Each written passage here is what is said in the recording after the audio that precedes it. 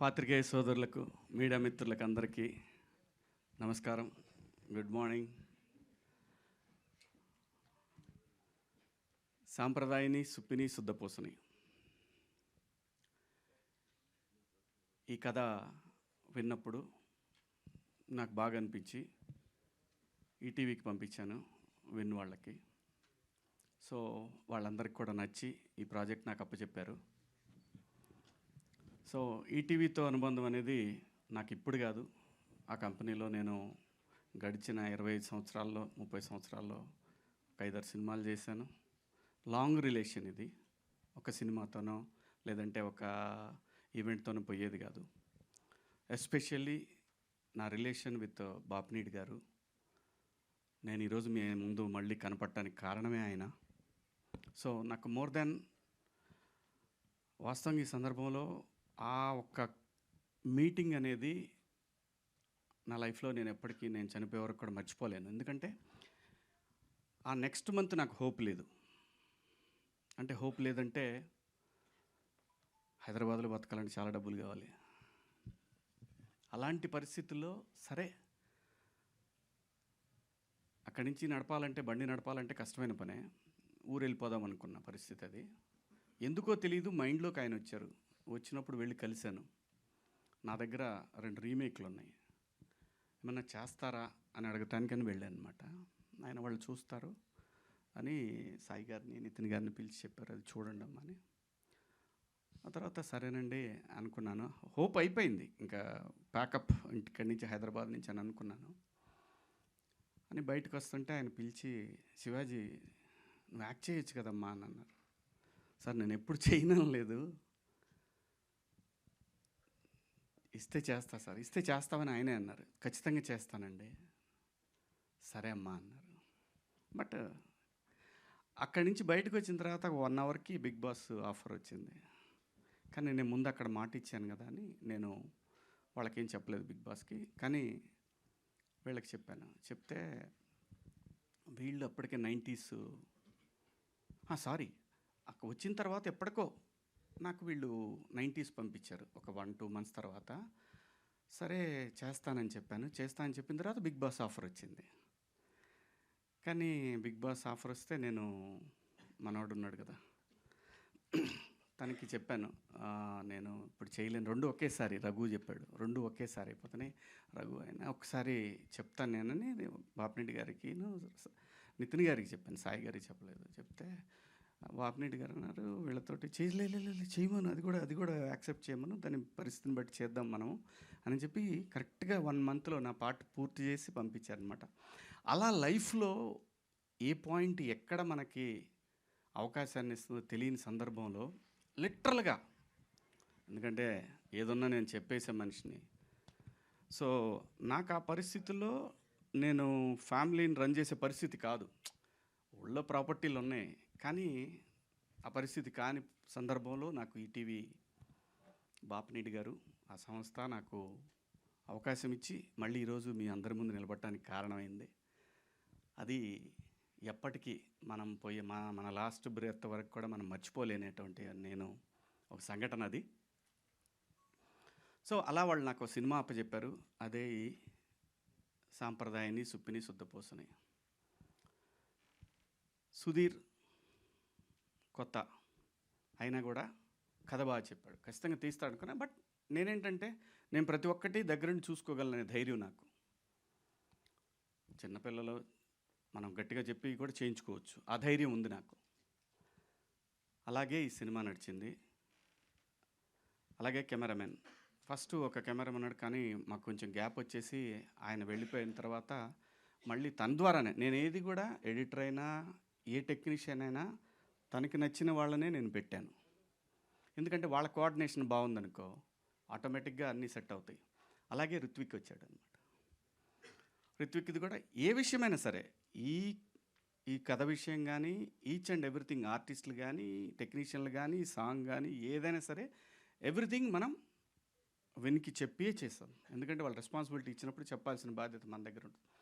అలా ఈ సినిమా చేయటం జరిగింది. ఈ సినిమాకి ఇంకా చాలామంది పనిచేశారు బ్యాక్గ్రౌండ్లో. డైరెక్షన్ డిపార్ట్మెంటు, అలాగే డిఓపి, ఆర్ట్ వాళ్ళు, ఆర్టిస్టులు. ఈ సినిమాలో మీరు చూస్తే ఈ సినిమాలో నాకు కూడా తెలీదు అలా అలా ఉంది సినిమా అనే విషయం నాకు తెలీదు. మీరు ప్రతి సీన్లో ఒక కొత్త ఆర్టిస్ట్ని చూస్తారు. అందరు కూడా ఫెమిలియర్, బాగా పాపులర్ ఆర్టిస్టులే. ఒక 30 మంది పైనే ఉంటారండి. చాలా బాగుంటుంది సినిమా. ఫ్యామిలీ అందరూ కూర్చొని సంక్రాంతి పండగకి ఎలాగైతే మనం ఒక సినిమా చూస్తామో అలా చూడగలిగినటువంటి ఒక సినిమా. ఈ సినిమాలో సాంగ్ కూడా సెకండ్ హాఫ్లో నాకేంటంటే, నేను ఎప్పుడో ఒక 20 ఏళ్ల క్రితం ఈ పాయా సాంగ్ని నేను వినటం జరిగింది. ఒక 20-25 ఏళ్ల క్రితమే విన్నాను. అది సయ్యద్ షాబుద్దీన్ గారు అని ఓల్డ్ సిటీలో ఉంటారు. ఆయన స్టాండప్ కమెడియన్ అని. ఆయనది ఈ సాంగ్ యాక్చువల్గా.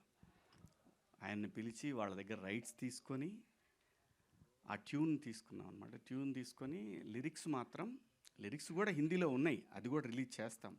ఉర్దూ లిరిక్స్ ఆయనే రాశారు, అది కూడా రిలీజ్ చేస్తాము. అది కూడా కంపోజిషన్ అయిపోయింది, అది వేరే ఆయన చేశాడు.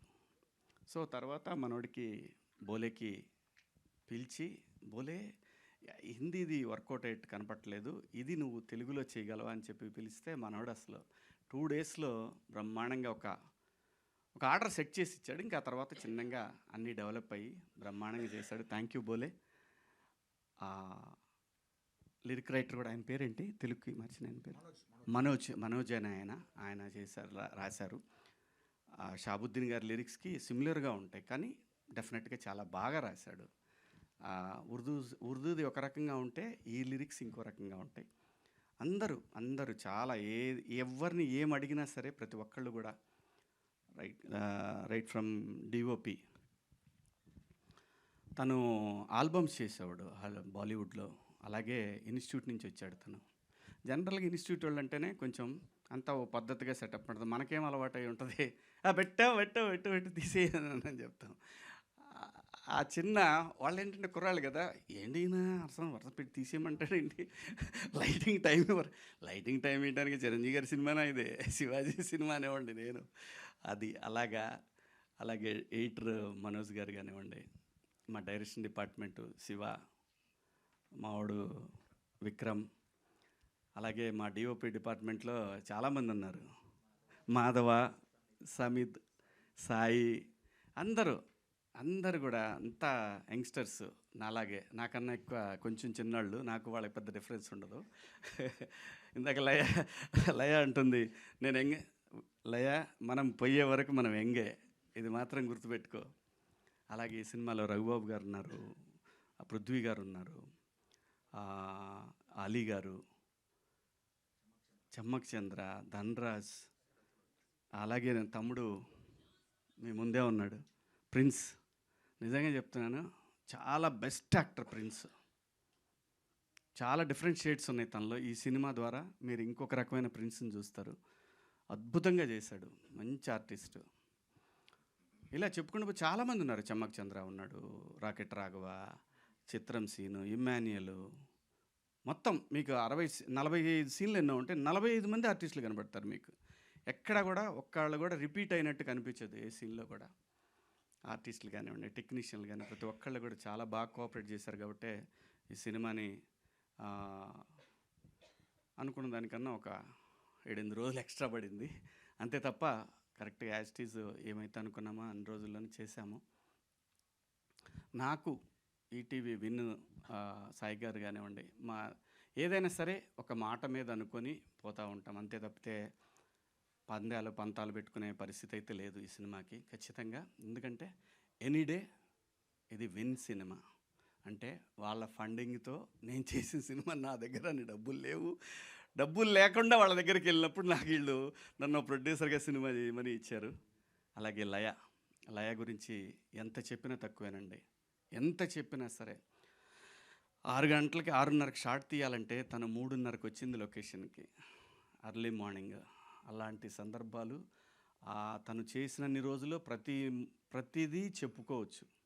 అంత బ్రహ్మాండంగా కోఆపరేట్ చేసి ఈ సినిమాని ఎలాగైనా సరే ఇది ఒక మంచి హిట్ సినిమా అవ్వాలని తను చాలా కష్టపడింది. ఈ సినిమాకి చాలా సపోర్ట్ చేసింది. Thank you Laya, thank you so much.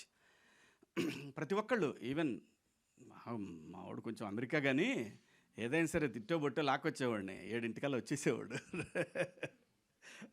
అందరూ జిత్తు డాన్స్ మాస్టర్ జిత్తు, మన బండ్ల గణేష్ గారితో ఎరగదీసాడు మూమెంట్స్ అన్నీ కూడా. ఈ సందర్భంగా గణేష్ అన్న నాకు తెలిసి ఎవరు అడిగినా చేసేవాడు కాదు, ఎవరు అడిగినా చెయ్యడు 100%. ఎందుకంటే నేను ఇండస్ట్రీకి వచ్చిన దగ్గర నుంచి నాకు పరిచయం ఉండి నన్ను సపోర్ట్ చేసినటువంటి వ్యక్తి బండ్ల గణేష్ గారు. అంటే ఈజ్ లైక్ ఫ్యామిలీ. ఏది ఎలా ఏ విషయాలు ఎలా ఉన్నా సరే తను మాత్రం నాకు ఒక బ్రదర్ లాగా ఫ్రమ్ డే 1 96 నుంచి నాకు ఇండస్ట్రీకి వచ్చిన దగ్గర నుంచి 30 సంవత్సరాల నుంచి నాకు చిన్న చిన్న అవసరాలున్నా నేను అడగకపోయినా నాకు ఇచ్చేవాడు. చాలా మంచిగా నాతోటి నా పట్ల ఒక సొంత తమ్ముళ్ళలాగా చూసుకున్నాను నన్ను. థ్యాంక్ యూ అన్న, థ్యాంక్ యూ సో మచ్. మీ పాదయాత్ర అద్భుతంగా జరుగుతూ ఉంది. మీరు ఆ ఏడుకొండల వాడి దగ్గరికి బ్రహ్మాండంగా మిమ్మల్ని ఆయనే తీసుకెళ్తా ఉన్నాడు. చాలా సంతోషంగా ఉంది.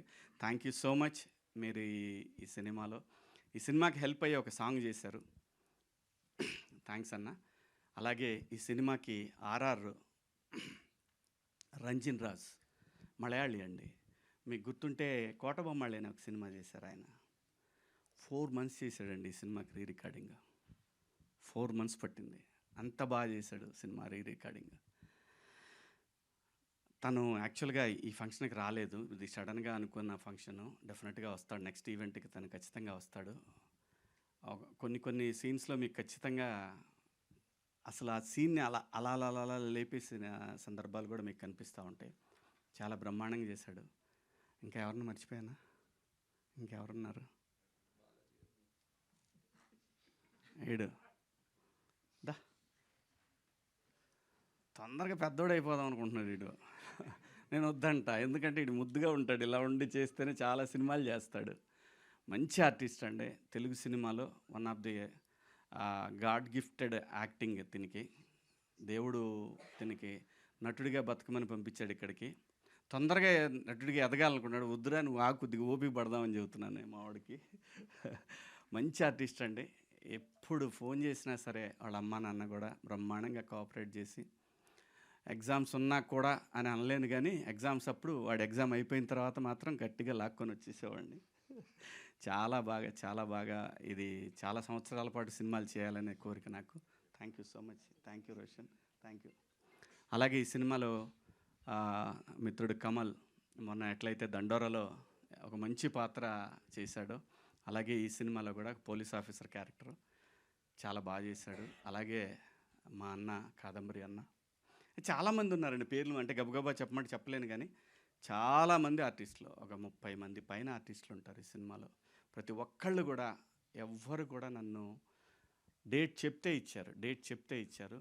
అలాగే మేము చేసిన లొకేషన్లు కానీ ఒక పోర్ట్లో చేసామండి. ఫోర్ట్లో కొండవీడు, అక్కడ ఫారెస్ట్ టీం కానివ్వండి, వాళ్ళు కానివ్వండి, అందరు ప్రతి ఒక్కళ్ళు కూడా చాలా హెల్ప్ చేశారు. అలాగే అరకు పాడేరు పోలీసులు కానివ్వండి, అరకులో చేసామండి ఒక 5 రోజులు. చాలా చాలా చాలా చాలా చాలా కష్టపడ్డాం. ఒక మంచి ప్రోడక్ట్ అయితే మీరు రేపు 12వ తారీఖు విన్లో చూస్తారు. దయచేసి విన్ ఎట్లయితే మనకి 90లో ఒక కిక్ స్టార్ట్ అయిందో అలాగే ఈ సినిమాకి నెక్స్ట్ లెవెల్కి వెళ్తుందని ఆశిస్తున్నాను. నేను వెళ్ళాలి కూడా. ఎందుకంటే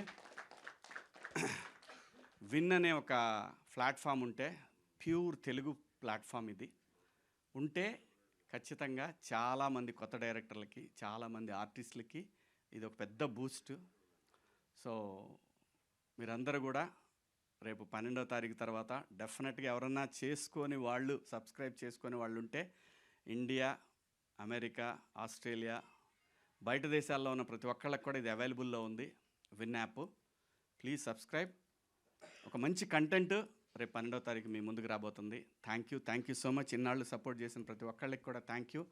అలాగే గత సినిమాలను ఎలాగైతే దండోరాని హిట్ చేసిన మీ అందరికి కూడా థ్యాంక్స్. ఈ సినిమాని కూడా సూపర్ డూపర్ హిట్ చేస్తారని ఆశిస్తూ సెలవు తీసుకుంటున్నాను. మీడియా మిత్రులకు థ్యాంక్ యూ. అలాగే మా వంశీశేఖర్, ఇంకా మేము ప్రతిసారి చెప్పుకునేదే ఉండదు, మేము ఉన్నామంటే ఖచ్చితంగా మా వెనకాల వంశీశేఖర్ ఉంటారు. మీడియా మిత్రులు మీ అందరికి కూడా పేరు పేరున థ్యాంక్స్. వేణు వెంకట గారు అందరికి కూడా thank you so much. Thank you అండి. థ్యాంక్ యూ అండి. Thank you.